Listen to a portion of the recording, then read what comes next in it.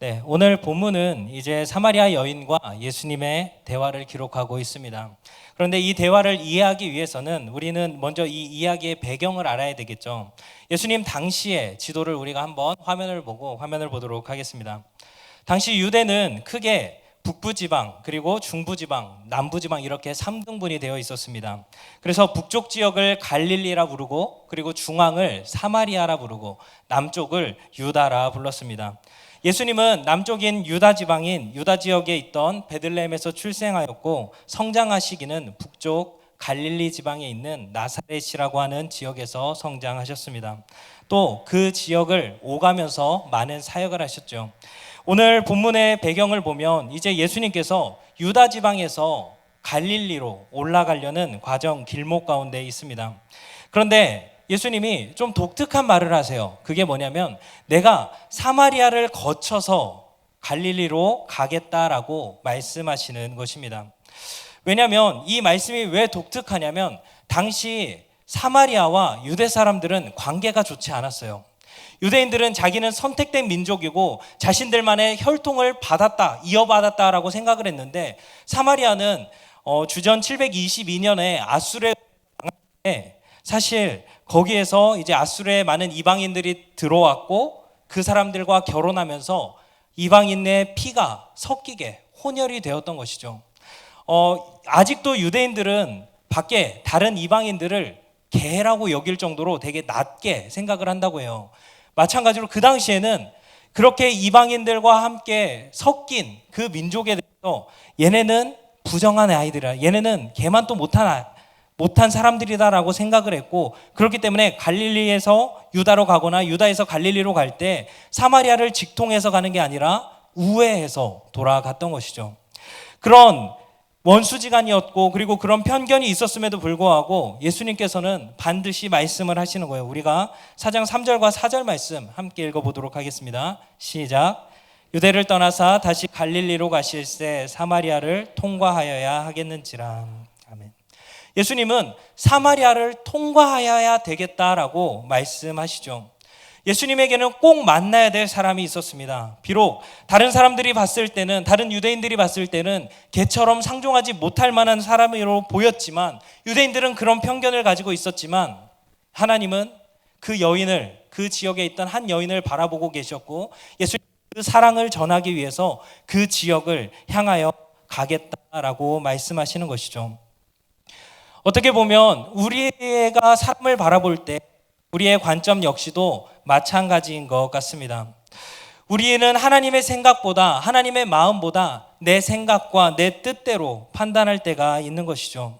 그런데 예수님은 그것이 아니라, 당시 일반적인 사람들이 다 공유했던 그런 감정이 아니라, 그런 기준이 아니라 바로 하나님이 바라보는 그 한 영혼을 향해서 나아가겠다라는 것입니다.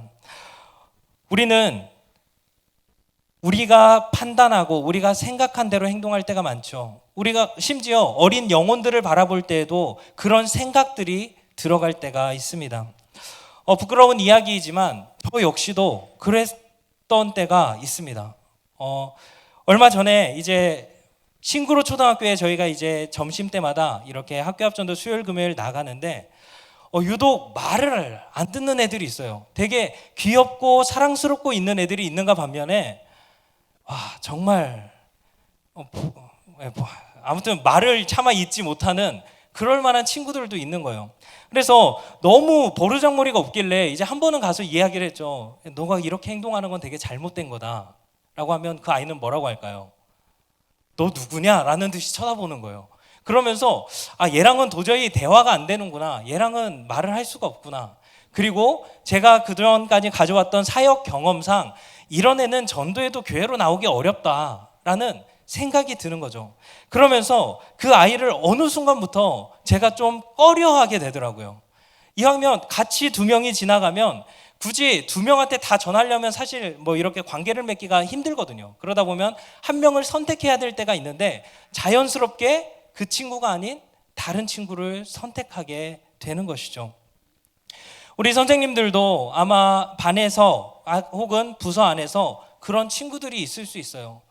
정말 말 징그럽게 안 듣거나, 아니면은 간식 사줘야지만 나온다거나, 아니면 정말 내 생각과 기준으로는 도저히 용납하기 어려운 친구들이 있을 수 있다라는 것입니다. 그런데 그런 우리들의 기준이 아닌 하나님의 마음으로 아이들을 대해야 한다라는 것이죠. 바로 예수님께서는 차별 없는 사랑을, 편견 없는 사랑을 우리에게 보여주셨고, 이제는 그 사랑으로 우리를 초청하고 있다는 것입니다. 어떻게 보면 우리의 생각이, 우리의 예상이 빗나갈 때가 많이 있는 것 같아요. 제가 이제 청년 때 전도훈련을 받았던 적이 있어요. 전도훈련을 받아서 이제 홍대로, 어떻게 보면은 거의 바벨탑과 같은 그 홍대로 가서 복음을 전해야 되는 거예요. 그냥 교회 다니세요라고 하는 게 아니라 이제 복음을 텍스트로 해서 한 5분 정도 이렇게 설명해야 되는 훈련을 받았던 적이 있습니다. 당시 신학생이었음에도 불구하고 이게 훈련이 되어 있지 않다 보니까 처음에 갔는데 너무 떨리는 거예요. 그리고 괜히 더 무서워 보이고 괜히 더 어려워 보이고, 그래서 그 이제 10명에게 이제 좀 그래도 쉬워 보이는 사람들에게 접근을 하겠죠. 혹시 잠깐 시간 되시냐고, 제가 말씀을 좀 복음을 좀 좋은 소식을 전해드리고 싶다고 라고 하면 어떻게 될까요? 열의 10명 다 거절하는 거예요. 그러다가 어느 날은 하나님께서 지혜를 주셔서 이렇게 해봤어요. 홍대 이제 주변에 담배를 피우고 모여있는 부류가 있어요. 그러면 그분들에게 한 대 태우실 동안 잠깐 좀 들어주실 수 있냐? 라고 하면 어떨까요? 사람들이 이거 피다가 이동하는 것도 웃기잖아요. 이상하잖아요. 그러니까 사람들이 의외로 잘 들어주시는 거예요. 그런 걸 보면서 내 생각과 내 판단이 그렇게 다를 수 있구나. 우리가 아이들을 대할 때, 우리가 우리 동행 전도 축제이기 때문에 우리 전도 대상자들을 대할 때 내 생각과 내 기준이 아닌 정말 하나님께서 주시는 마음이 무엇인가를 먼저 깨닫는 것이 바로 오늘 말씀을 통해 예수님이 우리에게 주시는 교훈입니다. 두 번째로는 이제 예수님이 수가성에 도착을 하셨죠. 그리고 때는 제6시가 되었고 오늘의 시간으로 계산하면 낮 12시가 되었습니다. 이스라엘의 낮 12시는 태양이 너무 강렬해서 사람이 다닐 수 없는 시간이었어요. 그 더위 속에 목마르던 예수님은 마침 물을 길러온 여인에게 물을 달라라고 하시죠. 이때 사마리아 여인은 이제 유대인에 대한 편견과 그 역시도 거부감이 있었던 거예요. 그렇기 때문에 물 주기를 거부하면서 오히려 비꼬면서 말하죠. 아니, 당신 유대인의 남자인데 어떻게 사마리아 여인, 거지 같은 개 같은 나에게 물을 달라고 할 수 있냐, 이런 식으로 거부를 하는 거예요. 그런데 일반적으로 거절을 당하면 우리가 전도지를 나눠주기만 해도, 그거를 줬는데 안 받기만 해도 거절 감정이 느껴지는데, 예수님은 그 거부를 당했음에도 불구하고 사마리아 여인에게 말씀하시는 거예요.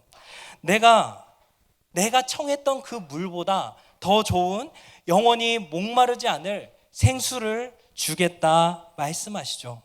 즉 예수님의 사랑은 계산적이지 않았어요. 예수님의 사랑은 계산적이 아니었어요. 오늘날 우리는 마음이 하나 주면 뭔가를 받는 게 익숙하죠. 기브 앤 테이크가 우리에게는 그게 인간에 대한 예의라고 생각되는 문화 속에 우리는 살아가고 있죠. 그런데 예수님의 사랑은 계산적인 것이 아니라, 여인이 거절했을지언정 예수님은 지금 이 여인에게 주기로 작정하셨다라는 거예요.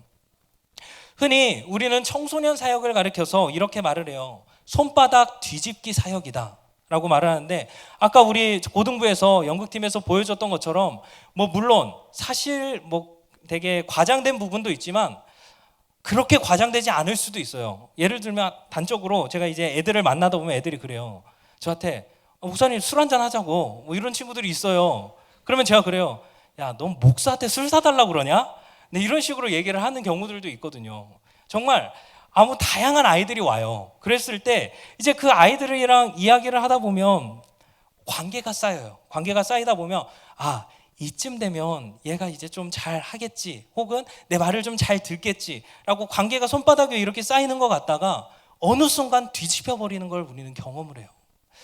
물론 어린 아이들은 그래도 사랑을 주면 받는 그런 게 피드백이 바로바로 오는 경우들이 있는데, 청소년 아이들은 그렇지 못하는 경우들이 많이 있다라는 거죠. 그러면 우리는 낙담하게 되는 거예요. 그리고 연극처럼 그런 애들의 문제뿐만 아니라 삶의 문제까지 겹치면 내가 하나님께 이만큼 했는데 하나님은 나에게 왜 이러시나 라는 생각까지 겹치면 우리는 흔히 좌절하게 되는 거죠. 그런데 예수님의 사랑은, 예수님의 헌신은 계산적이지 아니었던 거예요. 이제는 그리고 우리에게 그 사랑을 배우라고 하는 거죠.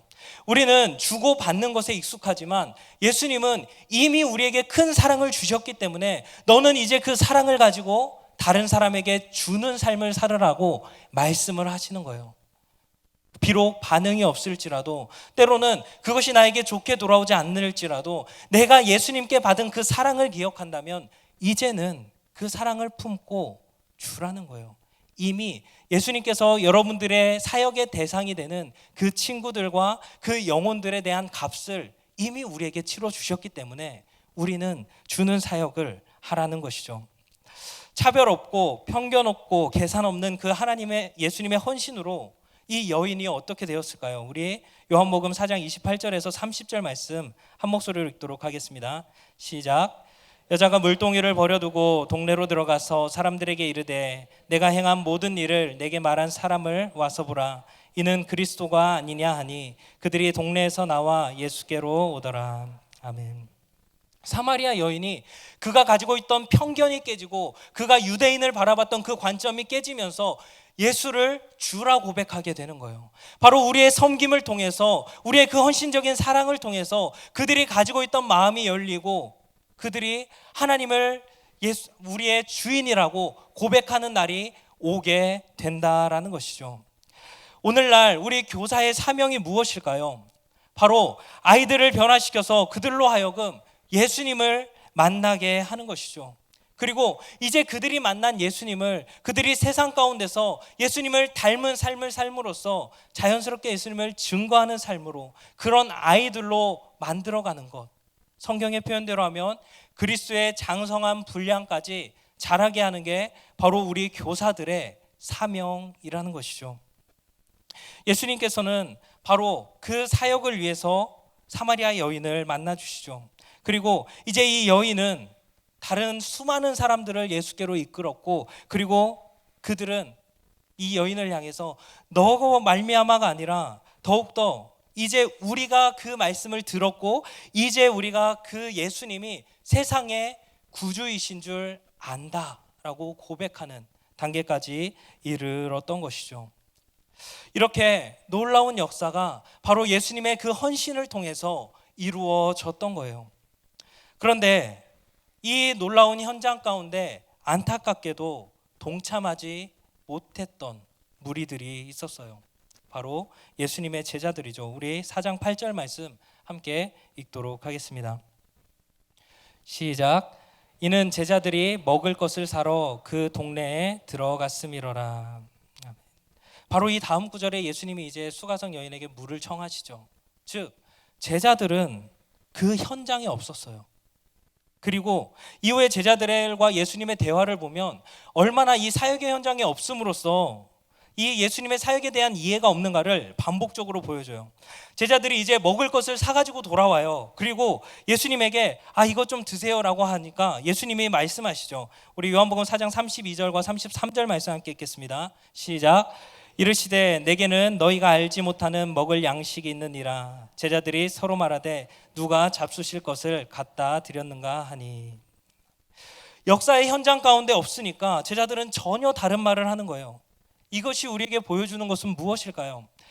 예수님의 역사의 현장 가운데 있지만 우리가 함께 헌신하지 않는다면, 그 자리를 지키지 않는다면 우리는 예수님이 일하시는 것을 바라보지 못하는 거예요. 하나님께서는 바로 선생님들의 헌신을 통해서 하나님 나라의 백성들을 세우시기를 원하시는데 정작 그 일은 하지 않고 내 삶의 바쁨으로 인해서 당장에 내 먹을 것을 인해서 그 자리를 이탈한다면, 그 자리에 함께하지 않는다면 우리는 예수님과 제일 가까이에 있었던 제자들이었지만 그 사랑을, 그 헌신을 조금도 배우지 못한다는 거죠. 처음 제가 동관교회에 왔을 때 그때 이제 5층 양지골에서 송년회가 있었어요. 그래서 송년회 때 이제 이용인 분들, 5층을 이용하시는 그 이용인 분들이 열심히 공연을 준비하고 그것을 보여주는 발표회 같은 자리였어요. 이제 장애를 갖고 계시다 보니까 뭔가 이런 게 발표하는 게 쉽지 않았겠죠. 그래서 그것을 보는데 그 자체가 되게 감동이 되더라고요. 그런데 그거 보면 우리에게도 감동이, 모르는 그 현장에 그걸 함께 섬기지 않는 분들도 감동이 되죠. 그 정도는. 그런데 그때 난타 공연이 있었는데 한 친구가 난타를 하는 거예요.